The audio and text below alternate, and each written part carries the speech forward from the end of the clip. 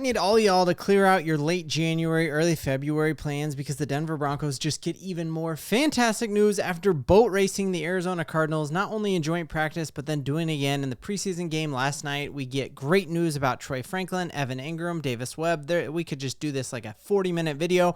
I did not get to make a video last night, but I have an excused absence and good news that I will get to at the end of this video. If you're new to the channel, I'm a diehard Denver Broncos fan named Ben, and it helps me in the YouTube algorithm out a ton if you like the Broncos, if you would smash that like and subscribe button. So, I just think from the very get-go, the fact that Sean Payton held out his starters last night was a sign that he was not happy with how things went last week. He knows that the whole setup of putting your starters against a bunch of guys who are competing to make the team, who are second and third string guys, that's just not a recipe for success.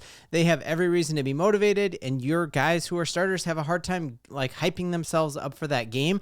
And so Sean Payton completely pivoted and went a totally different direction and put in our backups, minus one player, which we're going to talk about here in a second. What a great game it was for him.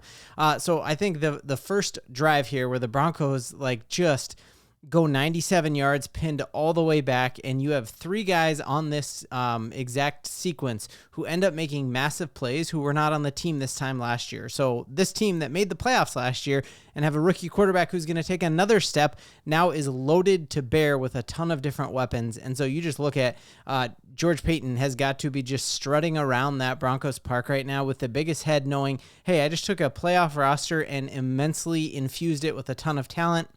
Even seeing Arizona content creators just be like, this is Mike, who I did an interview with, just be like, I cannot believe the Broncos just took that drive in 5 plays and scored on our defense. Guys who on that team are trying to make a roster. So just a wild, wild game. But I think a ton of stuff here to be excited about. Love here this Jarrett Stidham here on play action.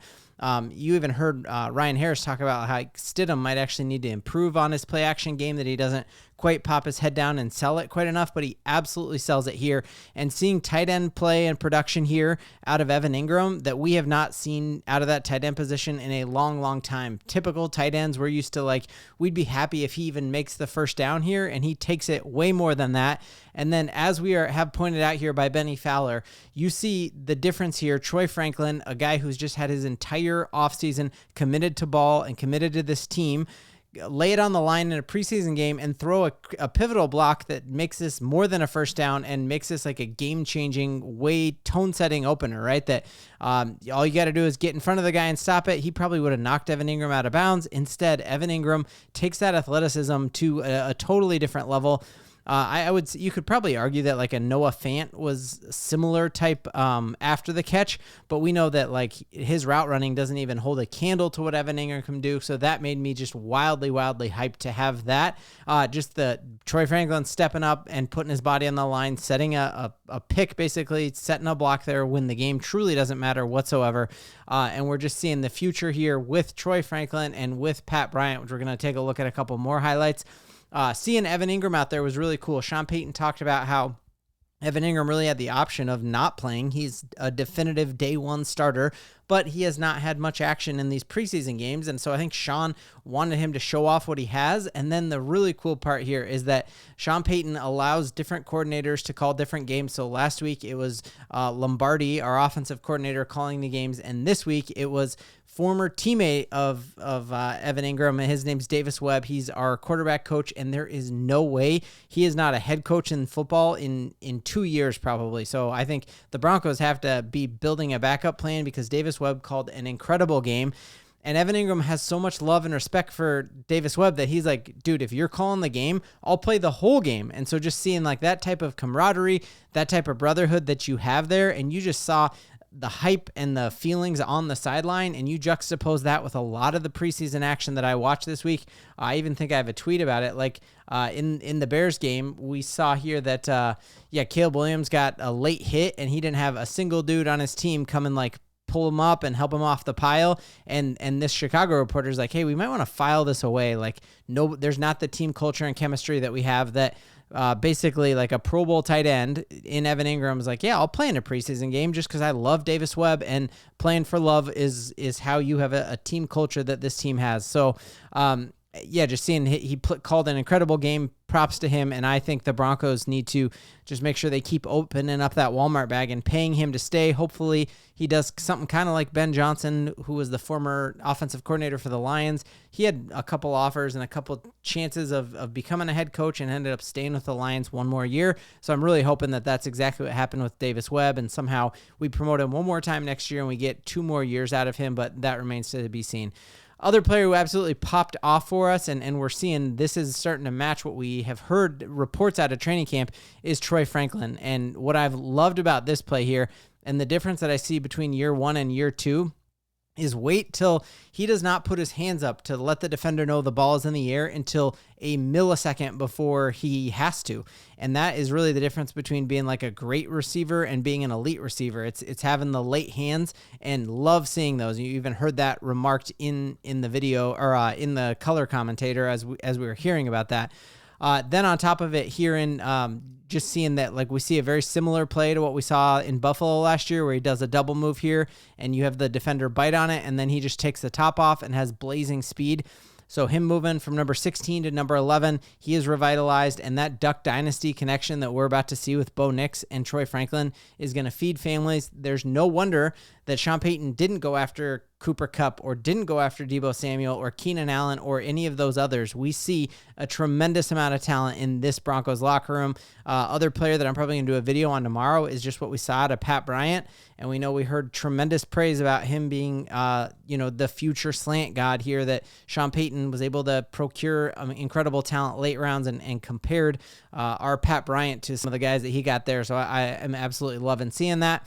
And we heard Sean Payton talk about the rise of Troy Franklin, that it isn't just like hypothetical. He said in last night's press conference, it's happening now and you are seeing it. And so imagine him week 1 against the Titans. It is going to be phenomenal. Next thing that made me wildly hyped is all of the haters last week were talking about how Sean Payton got a running back who didn't know how to run up the middle and all he could do was bounce it outside.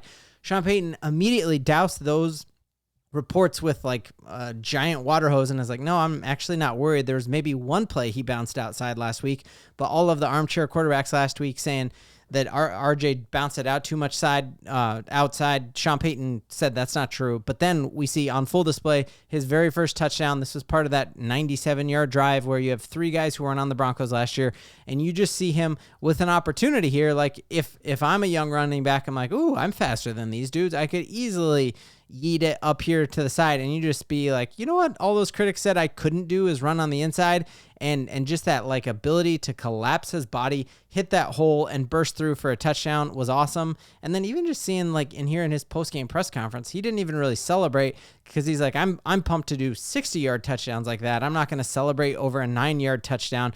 So he knows like we've seen nothing yet, and even what we've seen there, as I think of like what that run would have looked like for Javonte, he somehow would have ended up like running right into these guys and falling down for a gain of 2. And you see our new rookie running back he's going to feed some families this season, guys, and it's going to be amazing. Then just seeing back-to-back weeks where our defense allowed a touchdown and then just blanked the team the rest of the time, and you've got to love that. So Broncos let the 49ers score an opening drive touchdown, and then there was the safety from Bo Nix, and that was all they got. Then this week, same exact thing, opening drive for a touchdown, and after that, it was absolute crickets from the Cardinals offense, and I know because I watched a couple of their streams last night. They were not thrilled with that. Seeing Jonah Ellis off the edge, man, if he makes a small leap from year 1 to year 2, our outside edge outside edge rush is going to be filthy. Knowing that he was the youngest player in NFL history to register 5 sacks last season, he did it at like 21 years old, and knowing that he did that with a rotator cuff injury, he is now healthy. Talked about how hyped he was for this game, and he was just creating pressure all the time. Felt like Dondre Tillman had a great game as well. Loved what I saw there. And then I loved what I saw at Jahdae Barron, especially in run support. There was a time when, he looks like he weighs 140 pounds and yet hits a running back in the backfield and tackles him just like a sure tackler. So that was absolutely phenomenal there to see. A lot of questions coming up here about Jarrett Stidham. Looked so good that it feels like at this point we could get something for him on the trade market. Like if J.J. McCarthy doesn't end up being good for the Vikings and they have a fantastic team, they could use it. Like I just think if a quarterback ends up getting hurt before that trade deadline, What would you guys think in Broncos country about making a move on from Stidham? I love him. I feel like the culture he brings, the fact that he and Bo Nix are best friends, is worth a lot. But is it worth, man, if a team would throw us a second-round pick for our backup quarterback, how would you feel about that?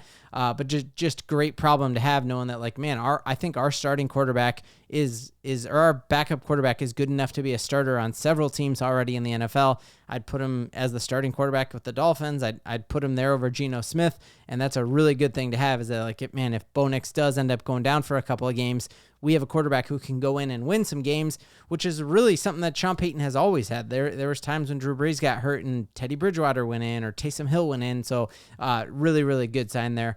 I guess the two downsides I would say is that, first off, Caleb Lohner did not look that great. Several pre-snap penalties. I was expecting more of him. Hopefully that means the Broncos could hide him on the practice squad and no one else would try to get him and sign him to the 53-man roster, but that wasn't great.